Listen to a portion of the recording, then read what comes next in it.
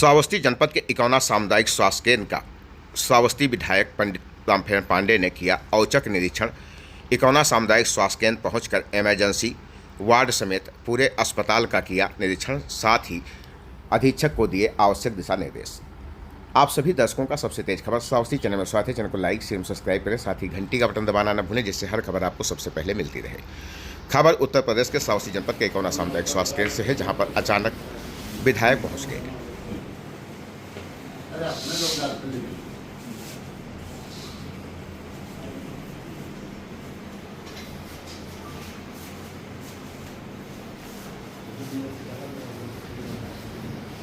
नीचे से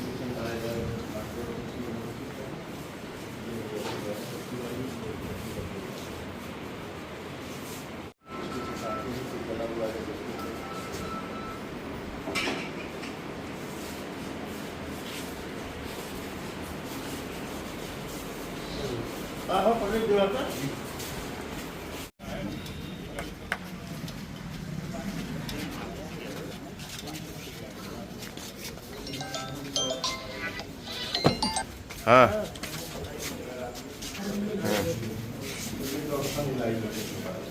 लक्ष्मण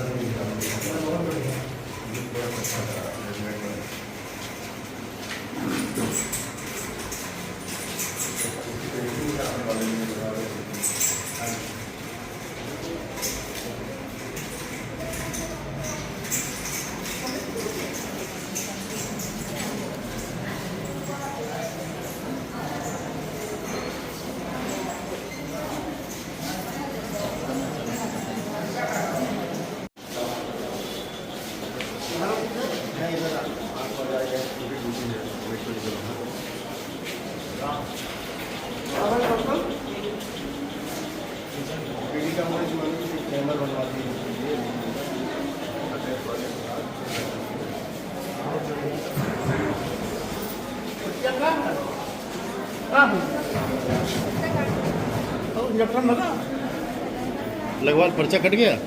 ठीक, लगवा लीजिए। 20 नंबर है कमरा है, दवा है आपको लानी।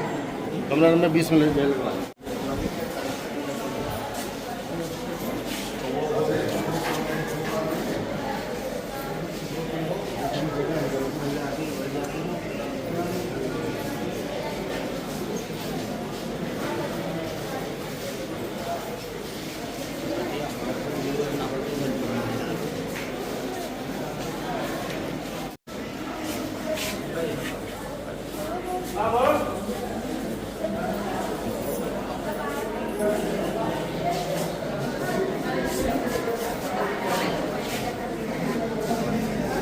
इधर एक बिटिया बैठी है, इसका तो कोई डॉक्टर में है, पूछे कौन डॉक्टर में है, कौन डॉक्टर का देखता है, कौन है तो बिटिया बैठी है।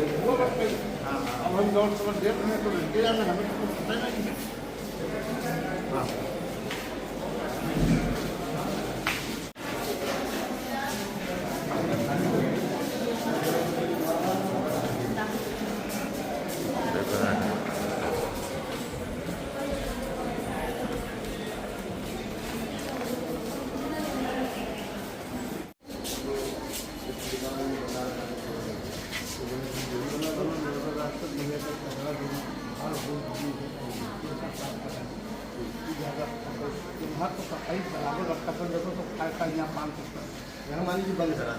हाँ ये बोर्ड लगा दो, जो पान खाता हुआ पकड़ा जाएगा खुद के हुए, वो तो दूसरा 500 रुपये जुर्माना होगा। कई जगह से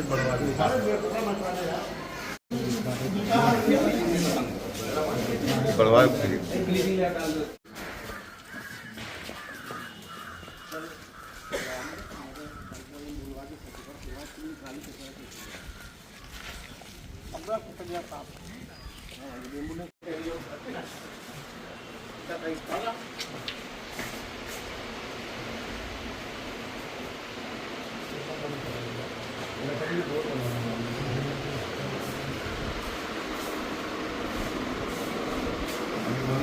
हाउस में दवा खाली होती है, मेन स्टोर यही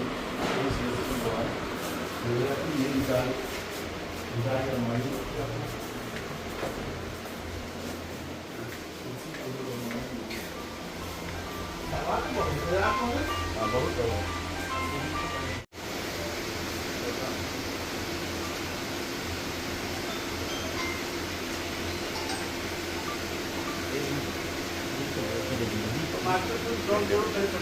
पहले आवाज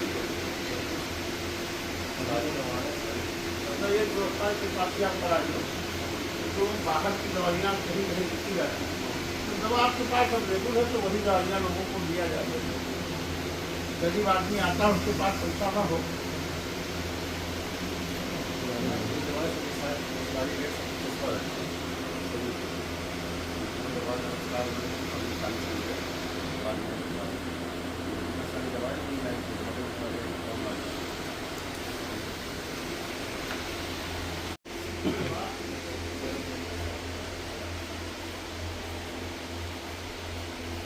दवा तो बहुत पर्याप्त मात्रा में है। राजकुमार भाई पूरे सामुदायिक स्वास्थ्य केंद्र का निरीक्षण करने के बाद उन्होंने बताया कि अस्पताल में सभी व्यवस्थाएं चुस्त दुरुस्त मिली। दीपावली के समय भी सभी डॉक्टर समय से मौजूद हैं और लगातार मरीजों की सेवा कर रहे हैं। कुछ लोग डॉक्टर तथा यहाँ के लोगों को बदनाम करने की कोशिश कर रहे हैं, जो उनका निजी स्वार्थ है जो पूरा नहीं हो पा रहा है। ऐसे में ऐसे बयान सामने आ रहे हैं।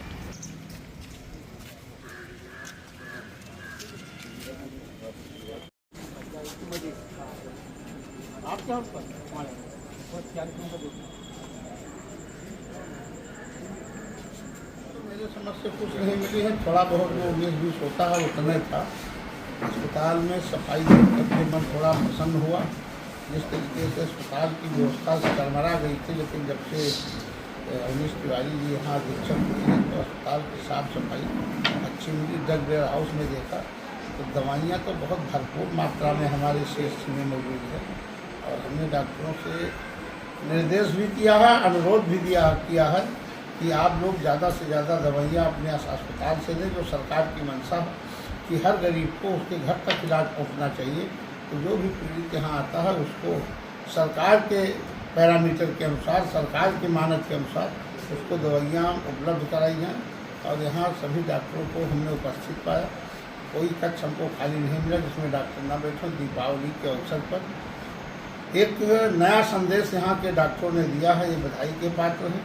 और जो भी इसमें थोड़ी बहुत कमियाँ उसको हम लोग मिल करके, जैसे यहाँ पर थोड़ा सा इंटरलॉक वगैरह और ये सब करवाना है, वो सब हो जाएगा। और अभी आए तो एक यहाँ श्रीलंका की एक बॉडी मिली, उसकी मौत हुई है, वहाँ से श्रावस्ती से आई, उसको भी देखा गया। और PM के लिए पुलिस पंचनामा भर रही है, लेकर के और PM कराएंगे।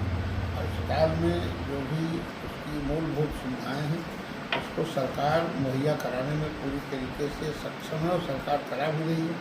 और हमारे ब्रजेश पाठक उप मुख्यमंत्री जी के निर्देश में पूरे प्रदेश के हर सामुदायिक स्वास्थ्य केंद्र हो, चाहे जिला चिकित्सालय, चाहे मेडिकल कॉलेज हो, दवाइयाँ भरपूर मात्रा में देने का काम कर रहे हैं। इसके लिए मैं अपने उप मुख्यमंत्री ब्रजेश पाठक जी को बधाई दे रहा हूँ।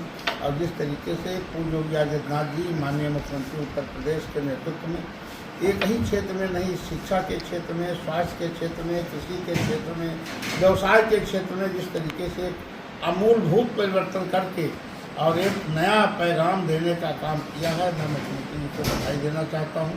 और ख़ास करके आपको भी ढेर सारी दीपावली, धनतेरस, भैया दूज, गोवर्धन पूजा की शुभकामना प्रेषित करता हूँ। आज दीपावली की छुट्टी के अवसर पर हमारे सारे डॉक्टर्स, चाहे वो लेडीज़ हों चाहे वो जेंट्स हो, सारे डॉक्टर अपने अपने चैम्बर में मरीज़ को देखते हुए पाए गए।